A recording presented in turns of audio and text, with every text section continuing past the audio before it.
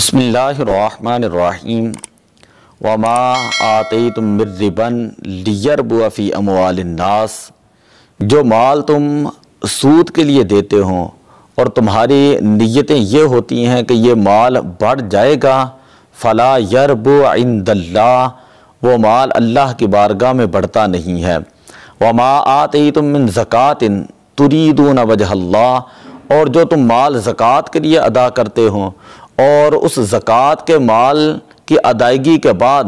تم اس سے اللہ کی رضا چاہتے ہو، فاولئک هم المضعفون، یہ مال جو ہے اللہ تعالیٰ اس کے اندر اضافہ کرنے والا ہوتا ہے۔ زکوٰۃ کے مال کے اندر اللہ تعالیٰ اضافہ کرتا ہے، مال کے اندر برکت ڈالتا ہے۔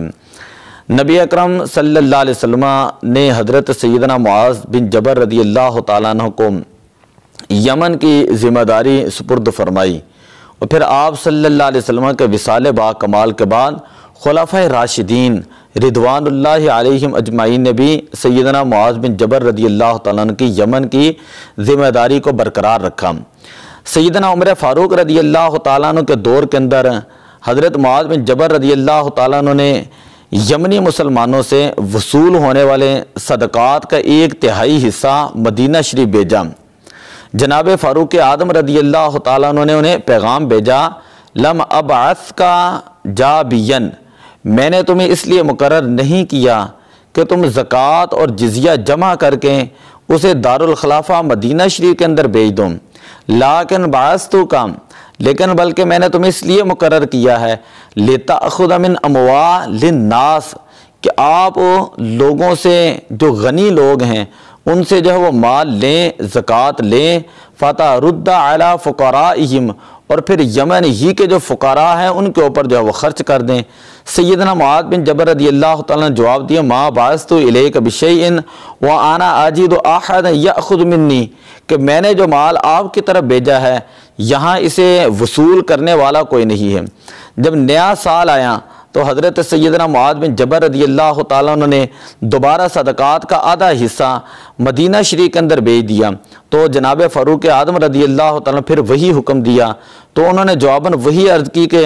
اے امیر المومنین، یہاں پر وصول کرنے والا کوئی نہیں ہے۔ جب تیسرا سال آیا حضرت سیدنا معاذ رضی اللہ تعالیٰ عنہ نے تمام یمنی صدقات مدینہ شریف بھیج دیے۔ سیدنا فاروق اعظم رضی اللہ تعالیٰ جب وہی حکم دیا کہ یہ صدقات آپ یمن کے فقراء کو تقسیم کریں، تو جناب سیدنا معاذ بن جبل رضی اللہ تعالیٰ نے عرض کی، ما وجدت احدا یاخذ منی شیئا، کہ میں نے تمام تر صدقات کو آپ کی طرح اس لیے بھیجا ہے کہ مجھے یہاں ایک بھی صدقہ وصول کرنے والا نہیں ملا۔ یہ نظام مصطفیٰ صلی اللہ علیہ وسلم کی برکتیں تھیں۔ المغنی لابن القدامہ جلد نمبر 2 صفحہ نمبر 502 کے اندر جو ہے یہ روایت موجود ہے۔ حضرت سیدنا عبادہ ابن صامت رضی اللہ تعالیٰ عنہ بیان فرماتے ہیں، حضور علیہ الصلوۃ والسلام نے ارشاد فرمایا کہ ما تالف مال فی بحر ولا بر الا بمنع الزکوٰۃ، کہ کہیں بھی جب مال تباہ ہوتا ہے تو وہ زکوٰۃ ادا نہ کرنے کی وجہ سے ادا ہوتا ہے، لہذا تم اپنے مالوں کو زکوٰۃ کے ذریعے محفوظ کر لو اور نفلی صدقے دے کر اپنے بیماروں کا علاج کرو، وَدَاوُوا مَرْضَاكُمْ بِالصَّدَقَةِ، صدقے کے ذریعے جو ہے وہ اپنے مریضوں کا علاج کرو، وَادْفَعُوا عَنَّكُمْ طَوَارِقَ الْبَلَاءِ بِالدُّعَاءِ، اور دعاؤں کے ذریعے آسمان سے اترنے والی جو مصیبتیں اور تکلیفیں اور پریشانیاں ہیں ان کو تم جو ہے وہ دور کرو، فَإِنَّ الدُّعَاءَ يَنْفَعُ بِمَا نَزَلَ وَبِمَا لَمْ يَنزِلْ، کہ اس لیے کہ یہ جو دعا ہوتی ہے ان مصیبتوں کو بھی دور کر دیتی ہے جو اترنے والی ہیں، اور ان مصیبتوں کو بھی دور کر دیتی ہے جو اتر چکی ہوتی ہیں۔ اور فرمایا وَمَا لَمْ يَنزِلْ يَحْبِسُهُ، کہ تم دعا کرتے رہا کرو، اور جب تم دعا کرتے ہو تو دعا کی برکت سے یہ مصیبتیں جو ہیں وہ ٹل جاتی ہیں اور رک جاتی ہیں۔ الدعاء للطبرانی حدیث نمبر 34 ہے، مسند الشامیین للطبرانی حدیث نمبر 18۔ تو اس سے پتہ چلا کہ زکوٰۃ کا مال جو ہوتا ہے اس سے